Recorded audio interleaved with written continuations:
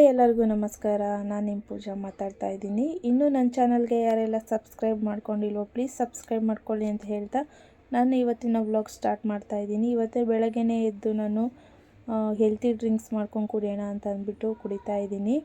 ನಾನಿವತ್ತು ಕ್ಯಾರೆಟ್ ಮತ್ತು ಬೀಟ್ರೂಟ್ ಹಾಕಿ healthy drinks ಮಾಡಿದ್ದೆ. ಕ್ಯಾರೆಟ್ ತಿನ್ನೋದ್ರಿಂದ ಕಣ್ಣಿಗೆ ತುಂಬಾ ಒಳ್ಳೆಯದು.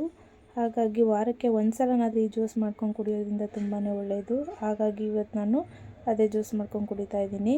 ಕ್ಯಾರೆಟು ಮತ್ತು ಬೀಟ್ರೂಟನ್ನು ನಾನು ಸಣ್ಣದಾಗಿ ಕಟ್ ಮಾಡಿಕೊಂಡು ಮಿಕ್ಸಿ ಜಾರ್ಗೆ ಹಾಕ್ಕೊತಾ ಇದ್ದೀನಿ. ಹಾಗೆ ಕೆಂಪು ಕಲ್ಸಕ್ಕರೆನ ಯೂಸ್ ಮಾಡ್ಕೊತೀನಿ. ನಾನು ಜೇನುತುಪ್ಪ ಬದಲು ಕೆಂಪು ಕಲ್ಸಕ್ಕರೆನ ಯೂಸ್ ಮಾಡ್ಕೊತಿದ್ದೀನಿ. ಯಾಕಂದರೆ ಹೆಲ್ತಿಗೆ ತುಂಬಾ ಒಳ್ಳೆಯದು ಕೆಂಪು ಕಲ್ಸಕ್ಕರೆ. ಹಾಗಾಗಿ ಅದನ್ನು ಯೂಸ್ ಮಾಡಿಕೊಂಡು 1 ಲೋಟ ನೀರು ಹಾಕ್ಕೊಂಡು ಗ್ರೈಂಡ್ ಮಾಡ್ಕೊಂಡಿದ್ದೆ. ಅದನ್ನು ಸೋಸಿಬಿಟ್ಟು ಈಗ ಅದಕ್ಕೆ ನಿಂಬೆಹಣ್ಣಿನ ರಸ ಬಿಡೋಣ ಅಂದ್ಬಿಟ್ಟು 1-2 ಹನಿ ನಿಂಬೆಹಣ್ಣಿನ ರಸ ಹಾಕ್ಕೊಂಡಿದ್ದೆ. ಹಾಕ್ಕೊಂಡು ಅದನ್ನು ಕುಡಿದ್ಬಿಟ್ಟು ನೆಕ್ಸ್ಟ್ ಕೆಲಸ ಸ್ಟಾರ್ಟ್ ಮಾಡೋಣ ಅಂತ ಅಂದ್ಬಿಟ್ಟು ಕುಡಿತಾ ಇದ್ದೀನಿ. ತುಂಬ ಚೆನ್ನಾಗಿತ್ತು. ಒಂದು ವಾರದಲ್ಲಿ ಒಂದು ದಿವಸನಾದರೂ ಕುಡಿಯೋದ್ರಿಂದ ತುಂಬಾ ಒಳ್ಳೆಯದು. ಚೆನ್ನಾಗಿ ಕೂಡ ಇತ್ತು ಅದು ಟೇಸ್ಟಿಯಾಗಿ. ನನಗಂತೂ ಇಷ್ಟ ಆಯಿತು. ನೆಕ್ಸ್ಟ್ ನಾನು ಟಿಫನ್ನಿಗೆ ವಾಂಗಿಬಾತ್ ಮಾಡೋಣ ಅಂತ ಮಾಡ್ತಾಯಿದ್ದೀನಿ. ತುಂಬಾ ಈಸಿಯಾಗಿ ಬೇಗನೆ ಮಾಡ್ಬೋದಾಗಿಂತಹ ರೆಸಿಪಿ ಇದು. ಹಂಗಾಗಿ ಈರುಳ್ಳಿ ಎಲ್ಲ ಫ್ರೈ ಮಾಡಿಕೊಂಡು ಫಸ್ಟ್ ಬದನೆಕಾಯಿ ಹಾಕ್ಕೊಂಡು ಫ್ರೈ ಮಾಡ್ಕೊತಿದ್ದೀನಿ. ಆಮೇಲೆ ಈರುಳ್ಳಿ ಹಾಕ್ಕೊಂಡು ಫ್ರೈ ಮಾಡ್ಕೊತೀನಿ. ಆಮೇಲೆ ಹುಣಸೆಹಣ್ಣು ಹುಳಿ ಹಾಕ್ಕೊಂಡು ಆಮೇಲೆ ವಾಂಗಿಬಾತ್ ಪೌಡರ್ ಹಾಕ್ಕೊಂಡು ಫ್ರೈ ಮಾಡ್ಕೊತಾ ಇದ್ದೀನಿ. ತುಂಬಾ ಚೆನ್ನಾಗಾಗುತ್ತೆ. ಟೇಸ್ಟಿಯಾಗಿ ತುಂಬ ಚೆನ್ನಾಗಾಗಿತ್ತು ನೋಡಿ. ಫ್ರೈ ಮಾಡ್ಕೊತಾ ಇದ್ದೀನಿ. ಹಾಗೆ ಲಾಸ್ಟಿಗೆ ಅಕ್ಕಿ ಹಾಕ್ಕೊಂಡು ಕೊತ್ತಂಬರಿ ಸೊಪ್ಪು ಹಾಕ್ಕೊಂಡು ಲಿಡ್ ಕ್ಲೋಸ್ ಮಾಡಿದ್ರೆ ಆಯಿತು. 2 ವಿಸಿಲ್ ಆದರೆ ವಾಂಗಿಬಾತ್ ರೆಡಿ ಆಗುತ್ತೆ. ಹಾಗೆ ಬಿಸಿಲಿತ್ತು ಅಂತ ಅಂದ್ಬಿಟ್ಟು ನಾನು ಒಳಗಡೆ ಇದ್ದಿದ್ದ ಗಿಡಗಳನ್ನೆಲ್ಲ ತೊಗೊಂಡೋಗಿ ಹೊರಗಡೆ ಇಟ್ಟಿದ್ದೀನಿ. ನೆಕ್ಸ್ಟು ನಾನು ಅಲ್ಲಿಂದ ಮಧ್ಯಾಹ್ನಕ್ಕೆ ಅಡುಗೆ ಪ್ರಿಪೇರ್ ಮಾಡೋಣ ಅಂತ ಮಾಡ್ತಾಯಿದ್ದೀನಿ. ತರಕಾರಿ ಸಾರು ಮಾಡಿಬಿಟ್ಟು ಅನ್ನ ಮಾಡೋಣ ಅಂದ್ಕೊಂಡೆ. ಅಮ್ಮ ಕರೆದಿದ್ರು ಫೋನ್ ಮಾಡಿ, ಹೊರಗಡೆ ಎಲ್ಲ ಹೋಗೋಣ ಅಂತ ಹೇಳಿದರು. ಹಂಗಾಗಿ ನಾನು ಮಧ್ಯಾಹ್ನಕ್ಕೆ ಮತ್ತು ಬೆಳಗ್ಗೆಗೆ 2 ಟೈಮ್ಗೂ ಅಡುಗೆ ಮಾಡಿಟ್ಬಿಡೋಣ ಅಂದ್ಬಿಟ್ಟು ಬೆಳಗ್ಗೆ ನಾಷ್ಟ ಮಾಡಿ ಮಧ್ಯಾಹ್ನಕ್ಕೆ ಸಾಂಬಾರು ಕೂಡ ಮಾಡಿದ್ದೆ. ಅಮ್ಮ ಬಂದು ಕರ್ಕೊಂಡೋದ್ರು. ಎಲ್ಲಿಗೆ ಅಂತಂದರೆ ಸರ್ಪ್ರೈಸ್ ನಮಗೆ ಒಡವೆ ಕೊಡ್ಸೋಕ್ಕೆ ಅಂತ ಕರ್ಕೊಂಡೋಗಿದ್ರು.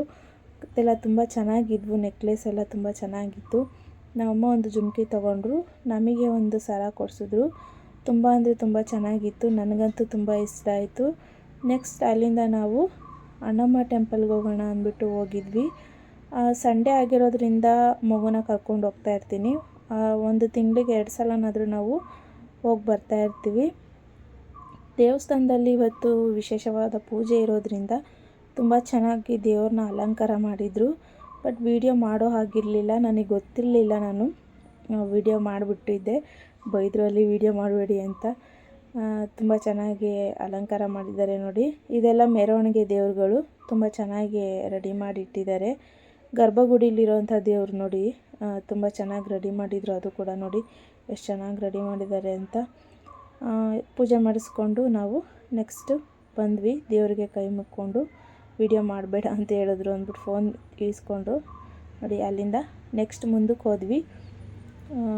ಒಂದು ಸ್ವಲ್ಪ ಹೊತ್ತು ಕುತ್ಕೊಂಡಿದ್ದು ಹೋಗೋಣ ಅಂದ್ಬಿಟ್ಟು ಕುತ್ಕೊಂಡು ಸ್ವಲ್ಪ ಹೊತ್ತು ಆಮೇಲೆ ಎದ್ದು ಬಂದ್ವಿ. ಸ್ವಲ್ಪ ಅಲ್ಲಿ ಮಾರ್ಕೆಟ್ ಇರೋದ್ರಿಂದ ಏನಾದರೂ ಸ್ವಲ್ಪ ಪರ್ಚೇಸ್ ಮಾಡ್ಕೊಳ್ಳೋಣ ಅಂತ ಅಂದ್ಬಿಟ್ಟು ಹೋಗಿದ್ದೆ. ನನ್ನ ರೆಶಿಟನ್ಗೆ ಸ್ಲಿಪ್ಪರು ಅದು ಇದು ಅಷ್ಟೇ ತೊಗೊಂಡಿದ್ದು.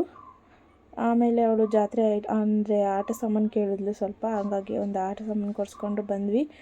ನೆಕ್ಸ್ಟು ಪಾರ್ಕಿಗೆ ಬಂದ್ವಿ. ಯಾಕಂದರೆ ವಾರಕ್ಕೆ ಒಂದು ಸಲನೇ ಮಕ್ಕಳ ಜೊತೆ ಟೈಮ್ ಸ್ಪೆಂಡ್ ಮಾಡೋಕ್ಕಾಗೋದು. ನಾನಂತೂ ಟೈಮ್ ಸ್ಪೆಂಡ್ ಮಾಡ್ತೀನಿ, ಅವ್ರ ಅಪ್ಪ ಮಾಡೋಕ್ಕಾಗಲ್ಲ. ಹಾಗಾಗಿ ಅವ್ರ ಅಪ್ಪನೂ ನಾನು ಇಬ್ಬರು ಜೊತೆಗೆ ಹೋಗಿ ಭಾನುವಾರ ಸ್ವಲ್ಪ ಪಾರ್ಕಲ್ಲೇ ಆಟ ಆಡಿಸ್ಕೊಂಡು ಅವಳನ್ನ ಖುಷಿಯಾಗಿರ್ತಾಳೆ. ಅವಳು ತುಂಬ ಇಷ್ಟಪಡ್ತಾಳೆ ಪಾರ್ಕಿಗೆ ಹೋಗೋಕ್ಕೆ. ಹಾಗಾಗಿ ಪಾರ್ಕಿಗೆ ಕರ್ಕೊಂಡು ಹೋಗಿದ್ವಿ. ತುಂಬಾ ಇಷ್ಟಪಟ್ಟು ಆಡ್ತಾಯಿದ್ಲು. ನಮಗೂ ಇಷ್ಟ ಮಗು ಜೊತೆ ಹೋಗೋದ್ರಿಂದ. ಅಲ್ಲಿಂದ ಬಂದ್ವಿ ಮನೆಗೆ. ಸೌಂಡ್ ಬರ್ತಾಯಿತ್ತು ಅಂತ ಹೋದ್ವಿ. ದೇವ್ರದ್ದು ಪೂಜೆ ನಡೀತಾಯಿತ್ತು. ನಮ್ಮ ಮನೆ ಹಿಂಭಾಗದಲ್ಲಿರುವಂಥ ದೇವಸ್ಥಾನದ್ದು ವಾರ್ಷಿಕೋತ್ಸವ ನಡೀತಾಯಿತ್ತು. ತುಂಬ ಚೆನ್ನಾಗಿ ರೆಡಿ ಮಾಡಿದರು. ಹೋಗಿ ಅಲ್ಲಿ ಕೈ ಮುಕ್ಕೊಂಡು ಬರೋಣ ಅಂದ್ಬಿಟ್ಟು ಹೋದ್ವಿ. ನೋಡಿ ದೇವ್ರು ಎಷ್ಟು ಚೆನ್ನಾಗಿ ರೆಡಿ ಅಲಂಕಾರ ಮಾಡಿದ್ದಾರೆ ಅಂತ. ನೆಕ್ಸ್ಟ್ ಅಲ್ಲಿಗೆ ಹೋಗಿ ಕೈ ಮುಕ್ಕೊಂಡು ಬಂದು ಮನೆಗೆ ತೊಂಡೆಕಾಯಿ ಪಲ್ಯ ಮಾಡೋಣ ಅಂತ ಅಂದ್ಬಿಟ್ಟು ಕ್ವಿಕ್ಕಾಗಿ ತೊಂಡೆಕಾಯಿ ಪಲ್ಯ ಮಾಡಿಬಿಟ್ಟು ಮೊಟ್ಟೆ ಬೇಯಿಸ್ಬಿಟ್ಟು ಚಪಾತಿ ಮಾಡ್ಕೊಬಿಡೋಣ ಅಂತ ಅಂದ್ಬಿಟ್ಟು ಬೇಗನೆ ಮಾಡಿಕೊಂಡೆ. ಇವತ್ತು ಸ್ವಲ್ಪ ಓಡಾಡಿರೋದ್ರಿಂದ ಸುಸ್ತಾಯಿತು. ಹಾಗಾಗಿ ನಾನು ಲೈಟಾಗೆ ಅಡುಗೆ ಮಾಡಿದೆ. ಜಾಸ್ತಿ ಏನು ಅಡುಗೆ ಮಾಡೋಕ್ಕೆ ಹೋಗಲಿಲ್ಲ. ತೊಂಡೆಕಾಯಿ ಪಲ್ಯ ಮಾಡಿ, ಚಪಾತಿ ಮಾಡಿ, ಮೊಟ್ಟೆ ಬೇಯಿಸಿದ್ದೆ, ರೈಸ್ಗೆ ಇಟ್ಟಿದ್ದೆ. ಮಧ್ಯಾಹ್ನ ಸಾಂಬಾರು ಮಾಡಿರ್ತೀನಲ್ಲ, ಹಾಗಾಗಿ ರೈಸ್ಗೆ ಇಟ್ಟಿರ್ತೀನಿ ಅಷ್ಟೇ. ತುಂಬ ಚೆನ್ನಾಗಾಗಿತ್ತು ರಾತ್ರಿ ಊಟ ಕೂಡ. ನೋಡಿ, ತೊಂಡೆಕಾಯಿ ಪಲ್ಯ ಅಂತೂ ತುಂಬಾ ಚೆನ್ನಾಗಾಗಿತ್ತು. ಮೊಟ್ಟೆ ಬೇಯಿಸ್ತಾ ಇದ್ದೀನಿ. ಚಪಾತಿನೂ ಕೂಡ ಮಾಡಿಟ್ಬಿಡೋಣ ಅಂತ ಮಾಡಿಟ್ಟೆ. ಇಲ್ಲಿಗೆ ನನ್ನ ವ್ಲಾಗ್ ಮುಗೀತು. ಈ ವಿಡಿಯೋ ಇಷ್ಟ ಆಗಿದ್ದರೆ ಪ್ಲೀಸ್ ಒಂದು ಲೈಕ್ ಮಾಡೋದನ್ನ ಮರಿಬೇಡಿ ಅಂತ ಹೇಳ್ತಾ ಇಲ್ಲಿಗೆ ವ್ಲಾಗ್ ಮುಗಿಸ್ತಾ ಇದ್ದೀನಿ. Thank you. Bye. See you.